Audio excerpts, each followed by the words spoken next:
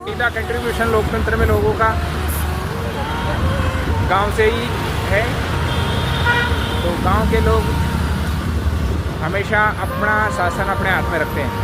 वो गरीब रह सकते हैं, वंचित रह सकते हैं योजनाओं से, लेकिन सच और ईमानदारी के साथ रहते हैं। गांव की बुनियादी आवश्यकता और ज़रूरतों को, विकास में जो भी बाधाएं, जहाँ भी रोड टूटे अटके पड़े हुए हैं, कनेक्शन रुका हुआ है, कनेक्टिविटी को बढ़ाओ और बढ़ाने में सहयोग करो। एकता रखेंगे, एक बात को करेंगे तो जो भी सरपंच है, जो भी व्यवस्था सुधार, तो व्यवस्था, गांव का विकास सबके हाथ में, किसी एक आदमी के हाथ में नहीं है। और लोकतंत्र भी यही कहता है कि सीधा कंट्रीब्यूशन लोकतंत्र में लोगों का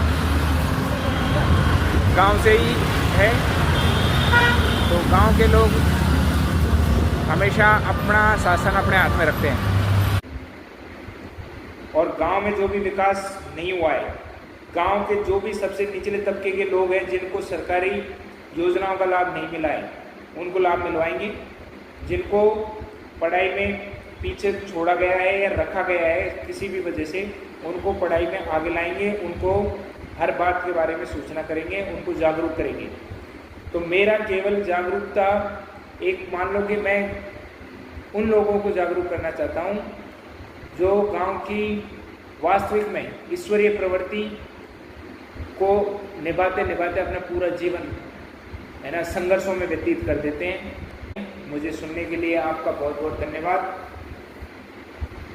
और मैं कहना चाहता हूँ कि कोई आदमी गांव का या मेरे क्षेत्र का अपने आत्मसम्मान, सेल्फ रेस्पेक्ट के साथ समझौता नहीं करेगा। जिस तरह से मेरे मम्मी पापा ने मुझे जो संस्कार दिए हैं, उनके हिसाब से मैं अपनी बातें कर रहा हूँ। और मैं आपसे निवेदन भी कर रहा हूँ, क्षेत्र के बारे में बहुत ज़्यादा मन में विडंबना रही है कि यहाँ का विकास हो और बहुत बेहतर हो। साथ उठा बैठी करने से कि हम सब कुछ संभाल सकते हैं या हम संभाल रहे हैं या हमारे हिसाब से ही चलता है सिस्टम किसी के हिसाब से नहीं चलता है। गांव का सिस्टम गांव के हिसाब से चलता है और गांव के लोग जिनके अंदर ईश्वरीय प्रवृत्ति है, वो ही इस सिस्टम को चलाते हैं। निवेदन ये है कि गांव का नुकसान अब नहीं होने देंगे।